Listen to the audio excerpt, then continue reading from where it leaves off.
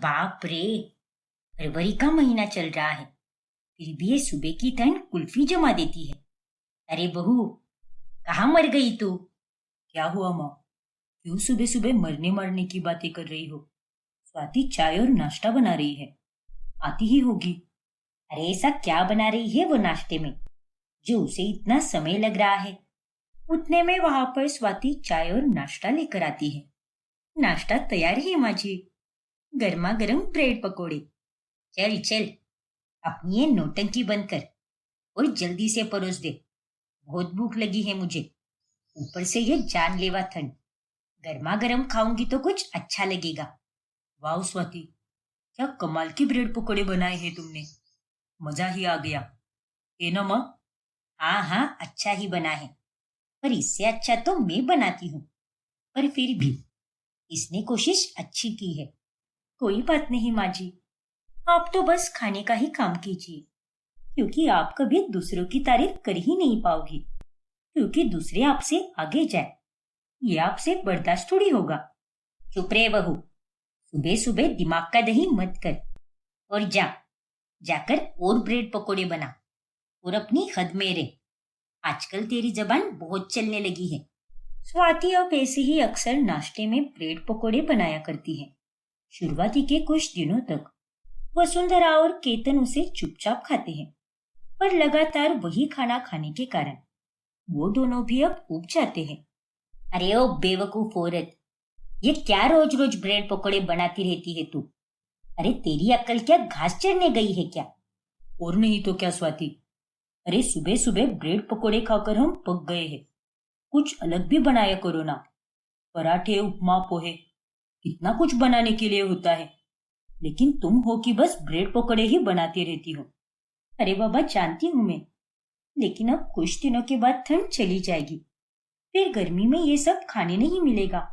और तुम्हें तो पता ही है कि ब्रेड पकोड़े मेरा कितना फेवरेट है। इसलिए जब तक ठंड है, मैं इसे खाने का पूरा मजा उठाऊंगी। देख बहू, ये सारे फालतू की मजाक तू ही उठाती बेट, लेकिन हम लोग तेरी तरह इस ब्रेड पकोड़े के पीछे इतने पागल नहीं हैं। इसलिए कल से तू रोजाना नाश्ते में अलग अलग पकवान बनाया करेगी, वरना मुझसे बुरा और कोई नहीं होगा। पर माँ जी। नहीं स्वाति, माँ ने कह दिया सो कह दिया। जरा उनकी बात भी माना करो ना। हर बार ऐसे अपनी चलाना सही नहीं है। केतन की बात सुनकर स्वाति चुप हो जाती है और अगले दिन वो अलग अलग प्रकार के पकवान बनाती है। चलो अच्छा है, आज बढ़िया से पराठे खाने मिलेंगे। लेकिन ये क्या? अरे पगलेट, अब जब तूने पराठे बनाए हैं तो तू ये ब्रेड पकोड़े क्यों खा रही है? एक साथ दो दो अलग प्रकार के पकवान तूने क्यों बनाए हैं? अरे क्या माँ जी, आप भी, आपको तो आज अलग प्रकार का नाश्ता मिल गया ना, तो शांति से खाइए ना। और मुझे ये ब्रेड पकोड़े खाने थे, इसलिए मैंने बनाया है। तेरे पिताजी ने दहेज में तेल और बेसन की फैक्ट्री दी है क्या, जो तू ये सारा सामान पानी की तरह इस्तेमाल कर रही है? दिन रात बस ब्रेड पकोड़े ही ठूसती रहती है। जब तू यहाँ पर शादी करके आई थी तब कितनी सुंदर दिखती थी, लेकिन अब देख, एकदम गोल मटोल होती जा रही है तू। आप मेरा खाना पीना निकाल रही हो माँ जी, ऊपर से मुझे मोटी भी बोल रही हो। देखो केतन, तुम्हारी माँ मेरे साथ कैसा बर्ताव कर रही है। अरे इनके लिए मैं कितना सब करती हूँ, लेकिन उसके बावजूद भी मुझे केवल कड़वे ताने ही मिलते हैं। जाने दो ना माँ, अब इसे ये खाने का मन करता है तो खाने दो ना। वैसे भी अब ठंड खत्म ही होने वाली है, और इसने कहा है ना हमसे। तो पैसों के बारे में आप इतना क्यों सोचती हो? मैं हूं ना कमाने के लिए। अरे पैसे है तो क्या बेवजह ऐसे ही राशन जाया करते रहे क्या? तू इस नालायक की बातों में मत आ। ये एकदम चालाक लोमड़ी है। अरे इसके खाने के दांत अलग और दिखाने के अलग है। और अब तू ही बता कि कौन इस तरह रोज रोज तली भुनी चीजें बनाकर खाता है? मैं समझ सकता हूँ माँ, लेकिन ये थोड़ी ना रोज रोज खाएगी। अब फरवरी के बाद तो गर्मी ही शुरू हो जाएगी ना।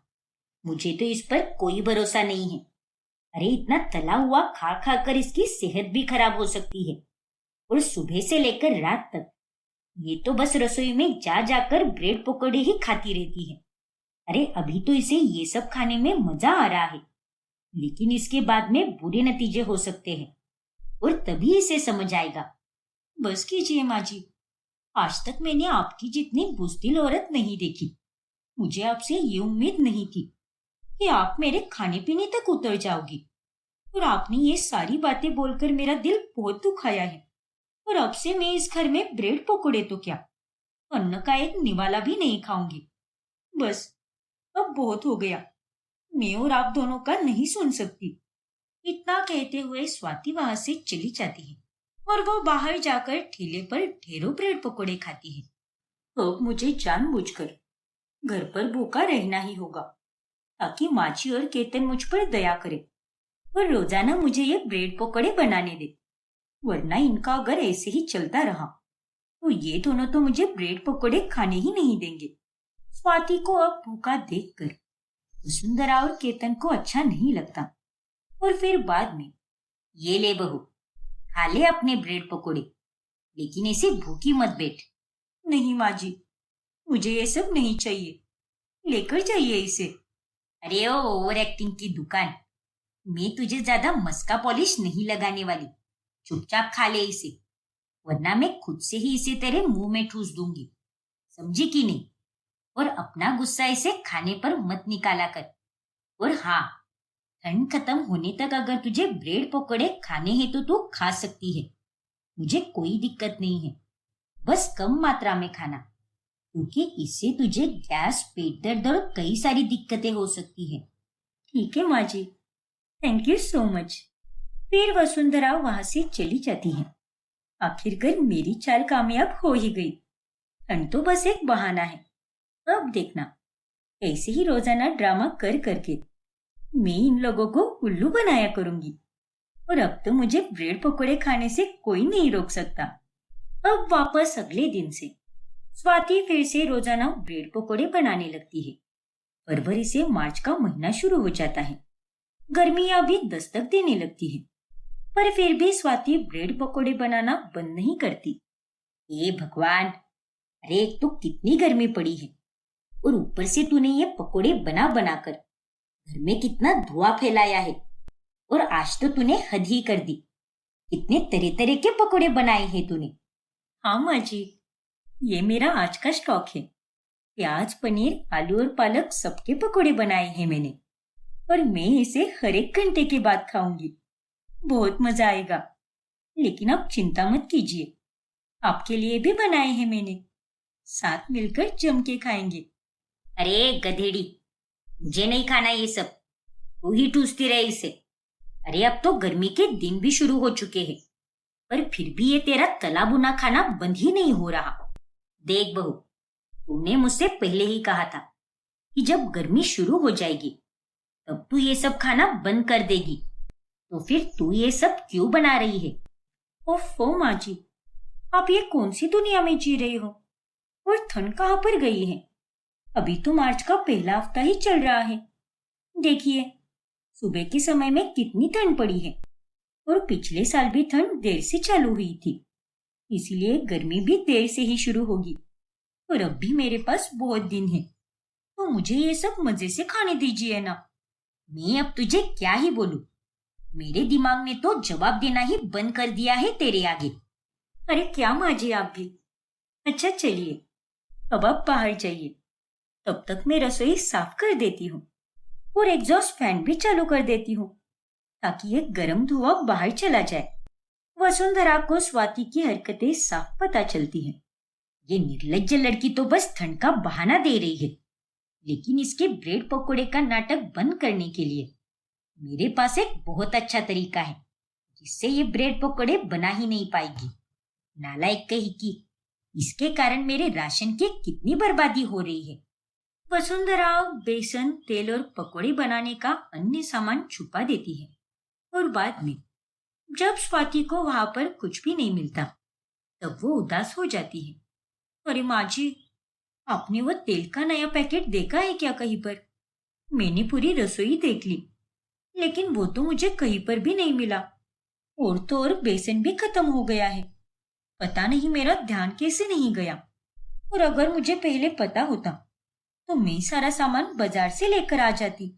अरे नहीं, ये तो जाने देना। वहां फ्रिज में एक कटोरी में थोड़ा सा तेल रखा है, उससे ही बना दे रोटियां और जल्दी से खाना परोस। अरे आप तो रोटी सब्जी खा लोगी माँ जी, लेकिन मेरा क्या? ब्रेड पकोड़े खाए बिना मेरा तो जी ही नहीं भरता। एक काम कीजिए, आप मुझे पैसे दे दो, मैं बाजार जाकर तेल और बेसन लेकर आती हूँ और झट से अपने लिए ब्रेड पकोड़े बना देती हूँ। नहीं नहीं, फिलहाल मेरे पास कोई पैसे नहीं है। वेतन की भी तनख्वाह अभी तक नहीं आई है, इसीलिए अभी घर में जो भी है वही खाना होगा हमें। और तू अपनी भावना और जिद को थोड़ा काबू में रख। ब्रेड पकोड़े नहीं खाएगी तो मर नहीं जाएगी तू। नहीं माँ जी, आप नहीं समझ पाओगी। मुझे सच में ब्रेड पकोड़े खाने हैं, और अब मैं क्या करूँ? ज्यादा दिमाग के घोड़े दौड़ाने की कोई जरूरत नहीं है। जितना मैंने कहा है उतना ही कर। लेकिन स्वाति सुनने वालों में से कहाँ थी। रोटियां बनाने के बाद में वो अपनी पड़ोसन के पास जाती है। अरे मीना काकी, माफी चाहती हूँ कि मैं आपको इस समय परेशान कर रही हूँ, लेकिन क्या आप मुझे थोड़ा सा तेल और बेसन दे सकती हो क्या? बहुत मेहरबानी होगी। क्या कहा? तेल और बेसन? जी काकी, दरअसल मेरे घर पर खत्म हो गया है ना, और नया खरीदने के लिए माँ जी मुझे पैसे ही नहीं दे रही। कोई बात नहीं स्वाति, तुम निश्चिंत रहो, मैं अभी देती हूँ तुम्हें। फिर पड़ोसन मीना स्वाति को तेल और बेसन दे देती है, जिसके बाद वो घर जाकर ब्रेड पकोड़े बनाती है और दबाकर खाती है। वही जब मीना वसुंधरा से मिलती है तभी, अरे वसुंधरा, तेरे घर पर सब ठीक तो है ना? हाँ मीना, सब ठीक है, लेकिन तू ऐसे क्यों पूछ रही है? तो फिर तेरी बहू मेरे घर पर तेल और बेसन लेने क्यों आई थी? अरे तुम्हारे क्या इतने बुरे दिन आ गए हैं क्या? देख, सच सच बताना, मुझसे कुछ भी मत छुपाना। क्या कहा? वो नासपीटी तुम्हारे घर पर तेल और बेसन लेने आई थी? हे भगवान! वसुंधरा गुस्से में अब आग बबूला हो जाती है और वो जाकर स्वाति को खूब सुनाती है। हाँ तो मैं और क्या करती माँ जी, आप तो मुझे पैसे भी नहीं दे रही थी, और इसीलिए मुझे मीना काकी से ही तेल और बेसन मांगना पड़ा। अरे बेशरम, एक दिन नहीं खाती तो भूचाल नहीं आ जाता। अरे इतनी कैसी पागल है तू?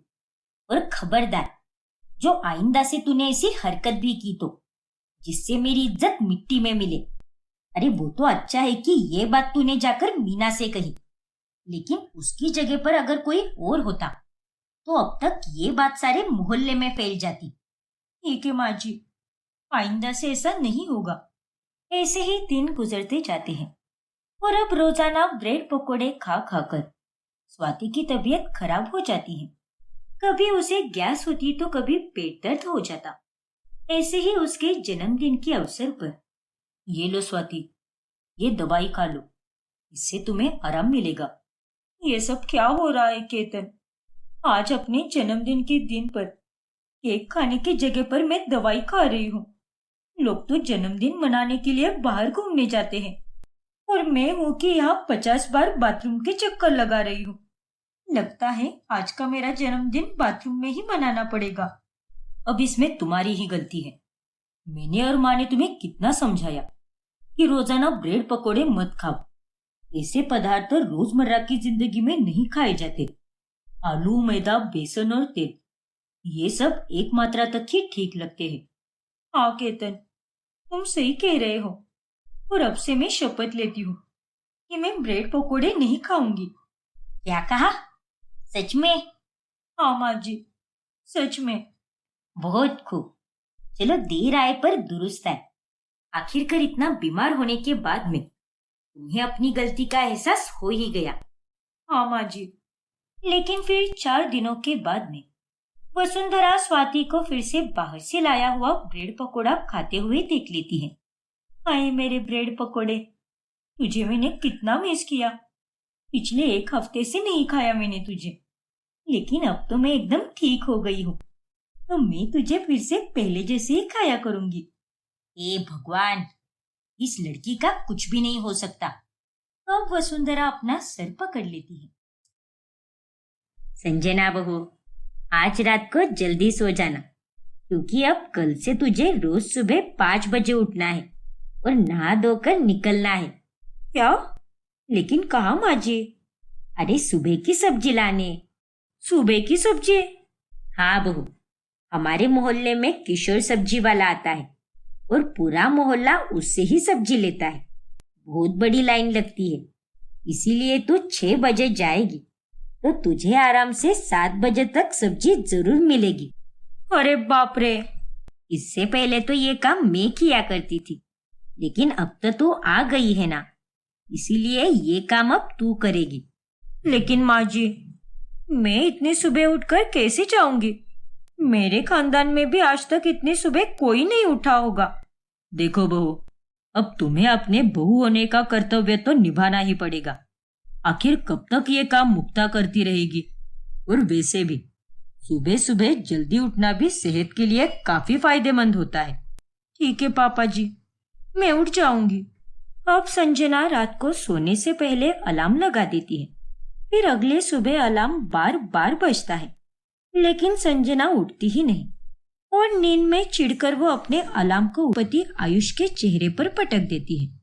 अरे यार संजना, कितनी जोर से लगी मुझे। तुम्हारा दिमाग खराब हो गया है क्या? ओ तेरी, माफ कर दो आयुष, वो मैं नींद में थी ना, इसीलिए कुछ समझ ही नहीं पाई। लेकिन अच्छा हुआ जो तुमने मुझे चिल्लाकर उठा दिया, वरना आज तो मैं सब्जी ही नहीं ला पाती। फिर संजना फटाफट नहा धोकर सब्जी लाने जाती है।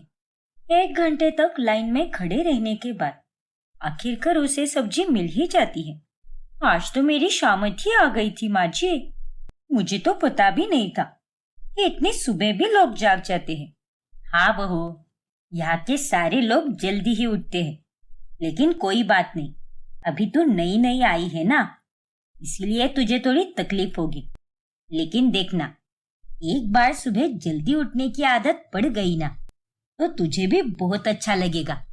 उसके बाद संजना सिर्फ 2 दिन के लिए ही उठती है और उसके बाद वह सोई ही पड़ी रहती है और घर में सुबह की सब्जी आती ही नहीं। माफ कीजिए माँ जी, आज मैं उठ ही नहीं पाई, लेकिन कल से ऐसा बिल्कुल नहीं होगा। मैं रोज सुबह की सब्जी लाऊंगी। अच्छा ठीक है बहू, चल अब दाल चावल और पराठे बना दे, अब और क्या ही कर सकते हैं। ठीक है माँ जी। लेकिन संजना अगले दिन भी सोई ही रहती है। ऐसे ही 2 से 3 दिन तक चलता रहता है। बहू, ये सब क्या नाटक है तेरा? अरे हम सबको क्या पागल समझ के रखा है क्या तूने? आखिर तू जल्दी क्यों नहीं उठ रही? अरे माँ, रात को ये देर तक फिल्में और वेब सीरीज देखती रहेगी तो सुबह जल्दी कैसे उठ पाएगी? इसे तो मैंने भी समझाया, लेकिन ये तो मेरी कोई बात नहीं सुनती। बकवास मत करो आयुष, मैं कहाँ देर रात तक जागी रहती हूँ। वो तो 2 दिन से मौसम में बदलाव आने के कारण मेरी थोड़ी तबीयत खराब हो गई थी, इसलिए मैं उठ नहीं पा रही थी। और माँ जी, मुझे सुबह जल्दी उठने के सिवाय बाकी के कोई भी काम करवा लो, लेकिन ये मुझसे नहीं हो पाएगा माँ जी। अरे ओ नालायक लड़की, ये क्या बात हुई भला? अगर तू दिन का पहला काम ही नहीं करेगी तो अपने घर गृहस्थी कैसे चलाएगी तू? देखिए माँ जी, आप चाहे मुझे सोताने दे दो, लेकिन मैं सुबह जल्दी उठ ही नहीं पाऊंगी। सच कह रही हूँ मैं। अच्छा ठीक है, अब क्या ही बोलूं मैं तुझे। अगर तू सुबह की सब्जी नहीं ला सकती तो फिर ये काम मुझे ही करना पड़ेगा। अब से सुबह का खाना मैं बनाऊंगी और रात का खाना तू बनाएगी। अब ये तो चलेगा ना तुझे, या फिर इसमें भी कोई दिक्कत है? चलेगा नहीं दौड़ेगा माँ जी, पर मुझे इसमें कोई दिक्कत नहीं है। पर माँ, जाने दे बेटा, अब इससे जबरदस्ती काम करवाने का कोई फायदा नहीं है, उससे अच्छा मैं ही कर लेती हूँ। इतना कहकर मुक्ता वहां से चली जाती है। देखो संजना, रात को देर तक फालतू का टाइम पास करने की आदत छोड़ दो, तभी तुम्हारे अगले दिन के सारे काम सही तरह से हो पाएंगे। देखो आयुष, तुम ज्यादा मुझे सलाह मशवरे मत दो, क्योंकि तुमसे किसी ने नहीं पूछा है। फिर अगले दिन से मुक्ता ही सुबह जल्दी उठकर सब्जी लाती है और साथ ही सारा खाना भी वही बनाती है। और संजना सिर्फ रात का खाना बनाती है, लेकिन उसे उसमें भी बहुत आलस आता है। अरे यार, ये खाना बनाने की तो मुझे बिल्कुल इच्छा नहीं है। रात में तो मैं पूरे जोश में रहती हूँ और दिन भर एकदम नींद में, और दिन में खाना खाकर सोने के बाद तो ये रात का खाना बनाने में तो मुझे मौत ही आ जाती है। फिर संजना अगले 2 से 3 दिनों तक रात का पूरा खाना बनाती है, लेकिन उसके बाद वो अब रात के खाने में नई सब्जी बिल्कुल नहीं बनाती और वो सुबह की ही सब्जी परोसती है। अरे ये क्या, मैंने सुबह का खाना बनाकर तेरा आधा काम कम कर दिया है और अब तू शाम में बस रोटियां बना रही है। शाम की दूसरी सब्जी कहाँ पर है? वो क्यों नहीं बनाई तूने? अरे तुझे मैंने थोड़ी सी छूट क्या दे दी? तू तो मेरे सर पर बैठकर नाचने लगी है। लेकिन माँ जी, मैंने आपको थोड़ी ना कोई 2 दिन पुरानी सब्जी दी है। ये तो सुबह की ही सब्जी है। अब वो बच गई थी ना, इसीलिए आज के दिन इसे खा लीजिए। अरे लेकिन तुझे अच्छी तरह से पता है कि शाम में इस घर में नई सब्जी बनती है। तेरे मायके वाले खाते होंगे सुबह की सब्जी, लेकिन हमारे यहाँ पर ऐसा नहीं चलता। यहाँ पर शाम में भी कुछ नया बनाना पड़ता है। देखिए माँ जी, इतना सब मुझसे नहीं हो पाएगा। मैं शाम में रोज रोज नई सब्जी नहीं बना सकती। अब चुपचाप यही सुबह की सब्जी खाइए, फोकट में मेरा दिमाग मत खाइए। बहू, ये क्या तरीका है अपनी सास से बात करने का? माफ कीजिए पापा जी, लेकिन जहाँ पर मैं गलत नहीं हूँ वहां पर मैं चुप नहीं रहूंगी। माँ जी खामखा बहस कर रही है। संजना किसी की एक नहीं सुनती और हफ्ते में बस 1 या 2 बार ही वो रात में खाना बनाती है और बाकी के दिन वो केवल रोटियां ही बनाती है। ऐसे ही एक दिन जब घर में मेहमान आने वाले होते हैं तभी। देख बहू, आज मुझे तेरा कोई नाटक नहीं चाहिए। चुपचाप तुझे 2 सब्जियां बनानी पड़ेगी। घर में मेथी है तो तू आलू मेथी बना दे और पालक पनीर भी बना दे। अच्छे से बनाना, क्योंकि आज घर में मेहमान आ रहे हैं और उन्हें घर में बना खाना बहुत पसंद है। ठीक है माँ जी, मैं बना दूंगी। संजना को उस दिन भी बहुत आलस आता है, इसीलिए वो रेस्टोरेंट से खाना मंगवाने का तय करती है। हाँ, वही एड्रेस है। और जब तुम खाना डिलीवर करने आओगे ना, तो मेरे घर के पीछे के गेट से आना, सामने के गेट से बिल्कुल मत आना। ठीक है मैम।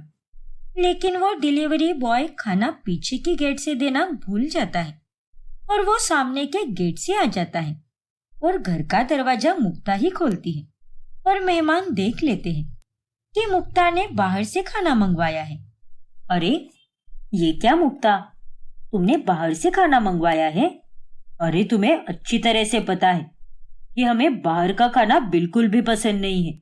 अरे हम तो यहाँ पर घर का खाना खाने आए थे और तुम हमें ये सब खिला रही हो। हमें तुमसे ये उम्मीद बिल्कुल नहीं थी। अरे नहीं, ऐसी कोई बात नहीं है। ये खाना मैंने आपके लिए नहीं मंगवाया है। अब झूठ मत बोलो मुक्ता। और अगर तुमने ये खाना हमारे लिए नहीं लाया है तो जाकर हमारे लिए बनाया हुआ खाना लेकर आ। बहू, सारा खाना तैयार तो है ना? माँ जी, ये दोनों सब्जियां मैंने ही मंगवाई है और यही मेहमानों का खाना है। क्या? देखा मुक्ता, तुम्हारी बहू खुद सच कबूल कर रही है। अब बस बहुत हो गया, हम यहाँ पर 1 मिनट भी नहीं रुकेंगे। अरे जब तुम्हें हमें बाहर का ही खाना खिलाना था तो फोन पर ये क्यों बोला कि आपके लिए हम घर का गर्मा गर्म खाना बनाएंगे? जैसे आप सोच रहे हो वैसा बिल्कुल भी नहीं है। एक बार मेरी बात तो सुन लीजिए। लेकिन मेहमान रूठकर वहां से चले जाते हैं, जिसके बाद मुक्ता संजना पर बहुत गुस्सा करती है। अरे हफ्ते में 1 या 2 बार ही तू रात में सब्जी पकाती है। कम से कम आज मेहमानों के लिए तो कुछ काम कर लेती है। आखिर कोई इतना नालायक कैसे हो सकता है? देखिए माँ जी, मुझे सिर्फ खाना बनाने का ही काम नहीं रहता है, बाकी के भी ढेरों काम रहते हैं। इसीलिए आप मुझे इतना मत सुनाइए। और अगर आपको रोजाना दोनों टाइम अलग अलग सब्जियां खानी है तो आप एक नौकरानी लगाओ लेकिन मुझसे ये सब बिल्कुल नहीं होगा। इस तरह अब संजना भी मुक्ता को सुना देती है। फिर मुक्ता ये सारी बातें अपनी बेटी तेजस्वी को फोन करके बताती है, तो तेजस्वी गुस्से में आग बबूला हो जाती है। आप फिक्र बिल्कुल मत करो माँ, क्योंकि अब मैं वहां पर आकर संजना को अच्छे से सबक सिखाऊंगी। फिर तेजस्वी अपना सामान लेकर कुछ दिनों के लिए अपने मायके चली जाती है। अरे संजना, सुबह भी माँ ही खाना बना रही थी और अभी का खाना भी माँ ही बना रही है। अरे अगर सारे काम माँ को ही करने हैं तो तुम इस घर पर क्यों हो? देखिए दीदी, सुबह की सब्जी बची हुई है तो उसे ही खा सकते हैं ना। दोबारा रात के लिए नई सब्जी बनाने की क्या जरूरत है? जरूरत है संजना, क्योंकि परिवार में सबकी अलग अलग पसंद होती है और सबकी पसंद का ख्याल रखना हमें आना चाहिए। किसी को अगर सुबह की सब्जी पसंद नहीं आई तो वो शाम में बनी हुई सब्जी खा सकता है। अरे माँ की उम्र तो देखो, इस उम्र में भी वो इतना खड़ा रहकर काम करती है। उन्हें देखकर तुम्हें शर्म नहीं आती क्या? दीदी, आप क्या यहाँ पर मुझे भाषण देने आई हो क्या? और अगर ऐसा ही है ना तो काम का बंटवारा कर लो, क्योंकि मैं अकेली इतना सब कुछ नहीं कर सकती। संजना अपनी ननद को भी नहीं छोड़ती और वो उसे भी उल्टे बोल बोल देती है। फिर एक शाम जब संजना बाहर गई होती है तब वो घर आने पर देखती है कि सभी लोग बाहर जा चुके हैं। हेलो माँ जी, अरे कहाँ चली गई हो आप? अरे पागल लड़के, मैंने तो तुझे 4 दिन पहले ही बताया था कि मेरे सहेली के बेटे की शादी है, उसी में आए हैं हम सभी लोग। अच्छा, तो फिर एक काम कीजिए, वहां से आते वक्त मेरे लिए भी खाना लेकर आइए। अरे तेरे दिमाग का स्क्रू ढीला है क्या? शादी से कोई खाना लेकर आता है क्या? ये सब शोभा नहीं देता। अरे उसमें क्या हुआ माँ जी, कम से कम सब्जी तो लेकर आइए। नहीं नहीं, मैं ये सब बिल्कुल नहीं करूंगी। अच्छा ठीक है, तो फिर वहां से घर आते समय मेरे लिए किसी अच्छे से रेस्टोरेंट से सब्जी लेकर आइए।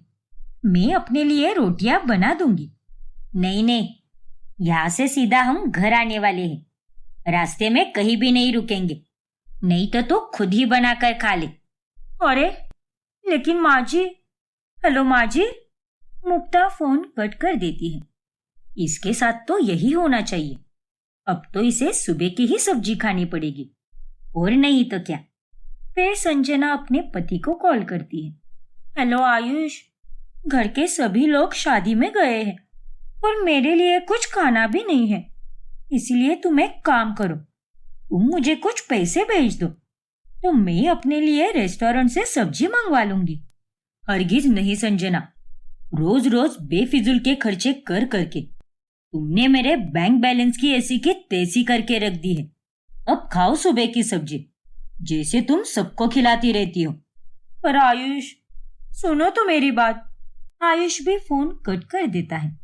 अरे यार, अब मुझे ना चाहकर भी सुबह की ही सब्जी खानी पड़ेगी, कितनी फूटी किस्मत है मेरी। फिर अगले दिन संजना की माँ शर्मिला उसके ससुराल में उससे मिलने आने वाली होती है। तभी, अरे माँ जी, आप और दीदी बाजार जा रहे हो ना, तो आते समय एक एक्स्ट्रा की सब्जी लेकर आना। वो क्या है ना, आज मेरी माँ आने वाली है, इसीलिए। ठीक है बहू, आते समय लेकर आएंगे हम।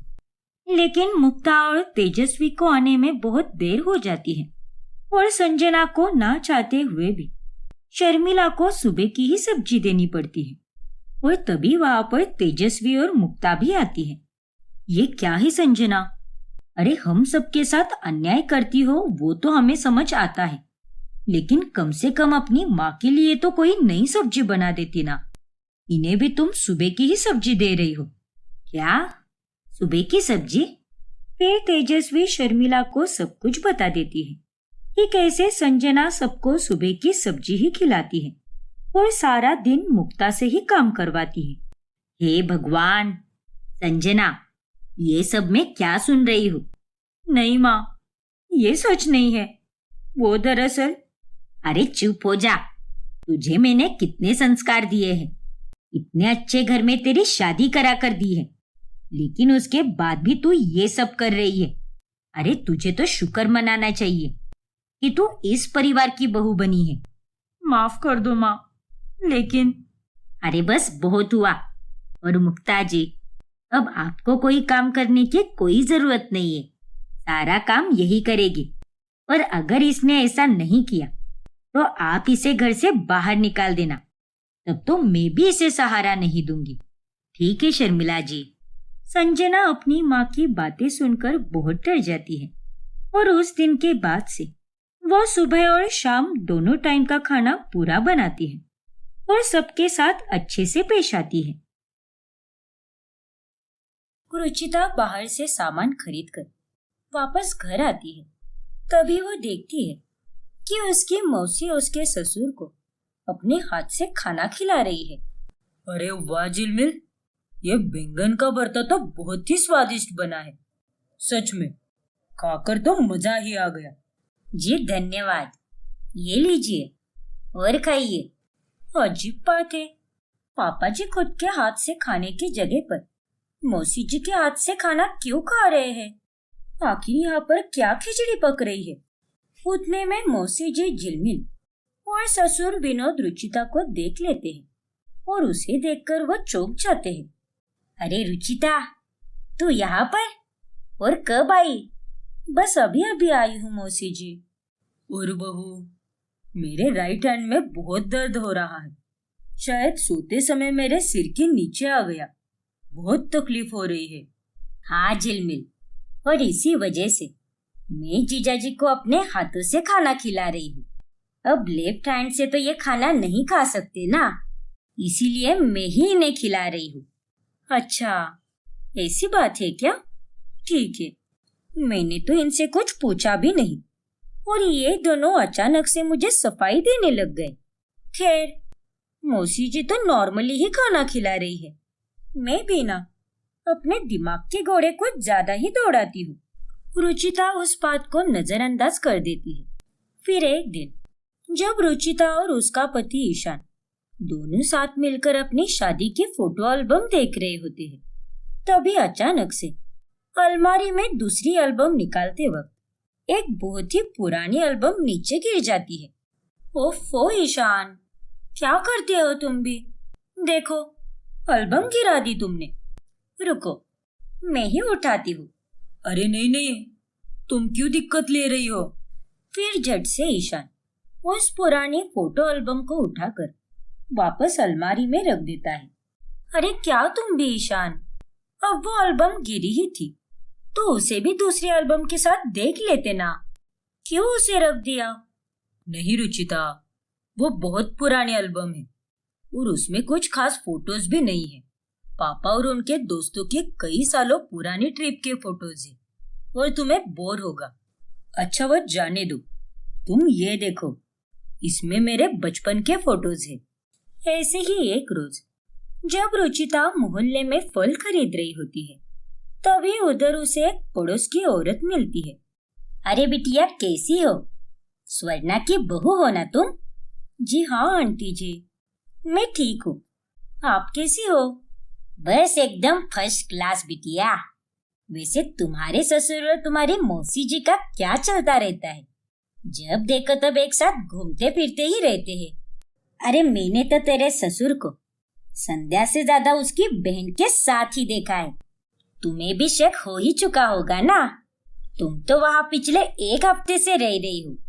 क्या? आप ये क्या बकवास कर रही हो आंटी जी? आपकी उम्र का लिहाज कर रही हूँ, वरना आपको तो मैं अभी एक थप्पड़ मार देती। आप मेरी मौसी और ससुर के रिश्ते के बारे में ऐसा सोच भी कैसे सकती हो? आपको शर्म नहीं आती क्या? ए लड़की, ज्यादा मुंह मत चला। जो सच है वही बोल रही हूँ मैं। चुप रहिए आंटी जी, जाकर अपनी घर गृहस्थी संभालिए और दूसरों के घरों में कम ध्यान दीजिए और कोई ढंग के काम कीजिए, वही आपके लिए सही रहेगा। नॉनसेंस कही की। ये कहकर गुस्से में रुचिता आगे तो बढ़ जाती है, लेकिन चलते चलते उसके मन में यह ख्याल आता है, कहीं वो आंटी जी सच तो नहीं बोल रही थी ना? उस दिन भी मैंने अपनी आंखों से देखा था मौसी जी पापा जी को अपने हाथों से खाना खिला रही थी और तब भी मुझे यही लगा था, हे भगवान, मैं भी ना सच में कुछ ज्यादा ही सोच रही हूँ। ऐसा कुछ भी नहीं होगा। अरे इतने सालों से वो माँ जी और पापा जी के साथ रह रही है और मौसी जी का इस दुनिया में माँ जी के अलावा और है ही कौन। मौसी जी और पापा जी जीजा साली कम लगते हैं और भाई बहन ज्यादा लगते हैं। हाँ, यही सच है। फिर एक दिन, अरे झिलमिल, आज ना मेरा वो मटर कचौरी खाने का बड़ा मन कर रहा है और वह सरोजिनी मार्केट के पीछे वाली गली में बहुत अच्छी मटर कचौरी मिलती है। मेरे घुटने बहुत दर्द कर रहे हैं, इसलिए मैं वहां पर नहीं जा पाऊंगी और बहू भी आज दिन भर काम में ही व्यस्त रहेगी। तू तो खाली बैठी है ना, तो तू ही ला कर देना मुझे वो कचौरी। अरे आप क्या पगला गई हो क्या दीदी? मैं ना जाने वाली वहां पर। आपको अच्छी तरह से पता है, वहां पर जाओ तो सीधे 2 से 2.5 घंटे तक लाइन में खड़ा रहना पड़ता है। इतनी भीड़ जमी हुई होती है वहां पर। ना बाबा ना, मैं तो नहीं जाने वाली। लेकिन झिलमिल, तू शाम में वॉक करने के लिए जाती ही है ना 1 घंटा, तो अभी चली जाना मेरी खातिर। प्लीज जा ना झिलमिल, मेरी छोटी सी प्यारी बहन, प्लीज जा। ना दीदी ना, मैं वहां पर नहीं जाऊंगी। आप मुझे मक्खन मत लगाओ। अरे आपको क्या मैं कोई जवान लड़की लगती हूँ क्या? मैं भी बुढ़ी हो चुकी हूँ, आपसे बस 3 साल छोटी हूँ। नालायक कही की, किसी काम की नहीं तू। फिर रात में रुचिता ईशान के लिए कॉफी बनाकर कमरे में जा रही होती है। तभी उसे अपने सास ससुर के कमरे के बाहर से उनकी आवाजें सुनाई देती हैं। आप तो चुप ही रहिए, मुझे आपसे कोई बात नहीं करनी। अरे आप तो बस उसी के लिए नई नई साड़ियाँ और अच्छे अच्छे गहने लाते हो, मेरे लिए तो कभी कुछ लेकर ही नहीं आते। अरे स्वर्णा, तुम क्यों गुस्सा हो रही हो? मैंने तुम्हारे लिए भी साड़ियाँ और गहने लाई है, और अगर तुम्हें और साड़ियाँ और गहने चाहिए तो हम कल ही जाएंगे शॉपिंग पर और साथ में छोले कुलचे भी खाएंगे और कोई पिक्चर भी देख लेंगे। चुप रहिए आप और जाइए, उस झिलमिल को ही लेकर जाइए। अरे आप तो मेरे साथ ऐसे पेश आते हो जैसे कि मैं आपकी कोई लगती ही नहीं। सच में आपने मुझे बहुत दुखी किया है आज। हे भगवान, तुम भी ना स्वर्णा, कभी कभी छोटी बच्ची बन जाती हो। तभी अचानक से रुचिता का पैर कॉरिडोर में रखे हुए एक ड्रॉवर से टकराता है और वो आवाज सुनकर स्वर्णा एक नजर से ही देख लेती है कि वहां पर रुचिता खड़ी है और वो इशारे से विनोद को भी बता देती है। फिर वो दोनों चालाकी से झूठी बातें बोलना शुरू करते हैं। हाँ, तो आपने अपनी साली को छोटी बहन से भी ज्यादा सर पर चढ़ा कर रखा है और अपनी बीवी को तो आप भूल ही गए हो। सारे मजे तो तुम दोनों भाई बहन ही करते हो और इसी वजह से मुझे तुम दोनों से बहुत जलन होती है। अगर मेरी बहन कहीं मेरे साथ बाहर नहीं जाएगी तो फिर किसके साथ जाएगी? और तुम तो उसे कहीं भी लेकर नहीं जाती। और मुझे जितना प्यार मेरी बहन से है उतना ही प्यार मेरी बीवी से भी है, इसीलिए नाराज मत हो संध्या। मैं तुम्हें कल शॉपिंग कराने लेकर जाऊंगा। ठीक है विनोद जी, जैसा आप कहें। उनकी सारी बातें रुचिता सुन लेती है। हे भगवान, अभी 1 मिनट पहले तो मेरे दिमाग में कुछ और ही ख्याल आ रहा था कि कहीं माँ जी और झिलमिल मौसी सौतने तो नहीं, लेकिन अब जाकर मेरा शक दूर हुआ है। फिर एक दिन विनोद को मालपुए खाने का बहुत मन करता है। वाह वाह वाह, ये मालपुए तो बड़े ही कमाल के लग रहे हैं और इसे देखकर भी मुझे ये मालपुए खाने का बड़ा मन कर रहा है, वो भी धीरज स्वीट की मिठाई की दुकान का। लेकिन इतनी भीड़ में वहां पर कौन जाएगा और उसके लिए तो लाइन में पूरे 2 घंटे के लिए खड़ा रहना पड़ता है। हाँ तो उसमें क्या हुआ, मैं लाकर देती हूँ ना आपको ये मालपुए। क्या? अरे नहीं झिलमिल, तुम्हें इतनी दिक्कत लेने की कोई जरूरत नहीं है, तुम आराम करो। दिन भर तो मैं आराम ही करती रहती हूँ, आप मेरी फिक्र मत कीजिए, मैं चली जाती हूँ। और उसमें कौन सी बड़ी बात है? 2 से 2.5 घंटे ही तो लाइन में खड़ा रहना है ना, थोड़ी ना मुझे 2 दिनों के लिए खड़ा रहना है।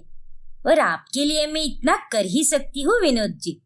नहीं झिलमिल, आखिर तुम मेरी बात कब मानोगी? नहीं मानूंगी। आपको मेरी सो, आप मुझे नहीं रोकोगे। अरे कभी तो मुझे आपके लिए कुछ करने का मौका मिलता है, तो फिर करने दीजिए ना। इतना बोलकर झिलमिल वहां से निकल पड़ती है और उनकी ये सारी बातें रुचिता को रसोई तक सुनाई देती है, जो उसे काफी अजीब लगती है। मेरे तो कुछ भी पल्ले नहीं पड़ रहा। माँ जी जब उस दिन मौसी जी को उनके लिए मटर कचौरी लाने के लिए भेज रही थी, तब मौसी जी ने मना कर दिया, लेकिन आज पापा जी के लिए वो तो एकदम फुर्ती के साथ निकल पड़े। और तो और बाकी के समय मौसी जी पापा जी को जीजा जी कहकर पुकारती है, लेकिन जब दोनों अकेले साथ होते हैं तब वो पापा जी को विनोद जी कहकर पुकारती है। और उनकी बातें सुनकर तो मुझे ऐसी फीलिंग आ रही है कि मानो उन दोनों के बीच में कुछ खिचड़ी पक रही है।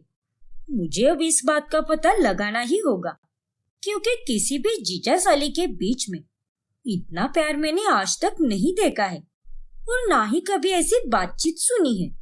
रुचिता का शक अब दिन ब दिन बढ़ता ही जाता है और वो काफी हैरान होने लगती है। और ऐसे ही एक दिन रक्षाबंधन का त्योहार आने वाला होता है। ये देखिए, ये राखी मैंने मौसी जी के लिए लाई है। अब कल रक्षाबंधन है ना, तो मौसी जी को पापा जी को राखी बांधनी पड़ेगी। और एक जीजा और साली एक दूसरे के साथ राखी का त्योहार तो मनाते ही है ना। कल मेरे शक का जवाब मिल जाएगा। अगर वो दोनों सच में शरीफ है और उन दोनों के मन में ऐसा कुछ भी नहीं है, तो मौसी जी पापा जी को राखी जरूर बांधेगी। Let's see. रुचिता अब अगली सुबह होने का इंतजार करती है, लेकिन ये क्या, सुबह होने से पहले ही विनोद गांव जा चुका होता है। और ये सुनकर रुचिता चकित रह जाती है। गांव चले गए? लेकिन अचानक से पापा जी गांव क्यों चले गए? और आज तो राखी का त्योहार है ना, और ये तो मौसी जी और पापा जी को साथ में मनाना चाहिए था। अरे रुचिता बहू, गांव में विनोद जी के दोस्त का देहांत हो गया है, इसीलिए उन्हें वहां जाना पड़ा। वो तो सवेरे सवेरे 6:30 बजे ही निकल गए और अब तो वो सीधे परसों ही आएंगे। अच्छा, ऐसी बात है क्या? क्या सच में पापा जी के दोस्त का देहांत हुआ है, या फिर राखी से बचने के लिए यह पापा जी की कोई चाल है? मुझे तो कुछ भी समझ नहीं आ रहा। बस गुजरते वक्त के साथ साथ मेरा शक और बढ़ते जा रहा है। फिर एक रोज जब रुचिता अपने कमरे की सफाई कर रही होती है, तभी उसे वो पुरानी एल्बम दिखाई देती है। अरे, ये तो वही पुरानी फोटो एल्बम है जिसे ईशान ने मुझे दिखाने से मना किया था। और उसकी बातों से तो ऐसा लग रहा था कि ये एल्बम वो मुझे दिखाना ही नहीं चाहता। जरा मैं भी तो देखूं, आखिर इस एल्बम में ऐसी क्या बात है। फिर रुचिता वो एल्बम देखने लगती है। अरे ये क्या, इसका मतलब मेरा शक सही निकला। मौसी जी और पापा जी पति पत्नी है। फिर रुचिता बाहर जाकर वो एल्बम सबको दिखाती है और उसे देखकर सबकी बोलती बंद पड़ जाती है। ये सब क्या है, कोई बताएगा मुझे? पापा जी, आप और मौसी जी पति पत्नी हैं। मुझे इस बात का पहले से ही शक था, लेकिन मैं हर बार अपने आप से कहती रही कि ऐसा नहीं हो सकता। लेकिन आज मेरा शक सही साबित हुआ। हाँ बहू, यही सच है कि झिलमिल और मैं पति पत्नी हैं और स्वर्णा मेरी पहली बीवी है। झिलमिल के माता पिता गुजर जाने के बाद में मैंने उसके साथ शादी कर ली ताकि वो अकेली ना रहे, क्योंकि झिलमिल मेरी बचपन की सहेली थी। इसीलिए मैंने उसे संभालने के लिए उसके साथ शादी कर ली। लेकिन पापा जी, अगर यही सच्चाई है तो आप लोगों ने मुझसे ये बात क्यों छुपाई और ये जीजा साली का नाटक क्यों करते रहे? क्योंकि हमें डर था बहू कि कहीं अगर किसी को पता चल गया तो हमारे ईशान की शादी कभी नहीं होगी और मेरी दो बीवियां हैं, इस बात का मेरे बेटे पर कोई बुरा असर ना हो। इसीलिए मैंने ये बात सबसे छुपाई। और दुनिया वालों की नजरों में अगर ये बात आ गई तो सभी लोग गलत कहेंगे, लेकिन विनोद जी ने मेरा साथ देने के लिए ही ये सब किया है और कुछ नहीं। हाँ बहू, और ये बात छुपाने के लिए हम तुमसे माफी मांगना चाहते हैं। हमें माफ कर दो बहू। हाँ रुचिता, हमें माफ कर दो। और रुचिता, इस सच्चाई को छुपाने में मैंने भी इनका साथ दिया है, तो मुझे भी माफ कर दो, क्योंकि मैं अच्छे से समझ सकता हूँ कि तुम्हारे दिल पर अभी क्या गुजर रही है। आप लोग मुझसे प्लीज माफी मत मांगिए, क्योंकि मैं जानती हूँ कि आप सबने ये ना चाहते हुए किया है, लेकिन इतना बड़ा सच छुपाने के कारण मुझे बहुत बड़ा दुख हुआ है। अरे मेरे घर में आने के बाद आप लोगों को मुझे सारी सच्चाई बता देनी चाहिए थी। खैर, अब जब मुझे यह पता चल गया है तो मैं अपने ससुराल का ये सच किसी को नहीं बताऊंगी और इसे छुपाने में आपकी मदद ही करूंगी। समाज वाले आप तीनों के रिश्ते को कभी समझ नहीं पाएंगे, लेकिन मैं समझ सकती हूँ। इस तरह अंत में सब ठीक हो जाता है और पूरा परिवार साथ मिलकर खुशी से रहने लगता है।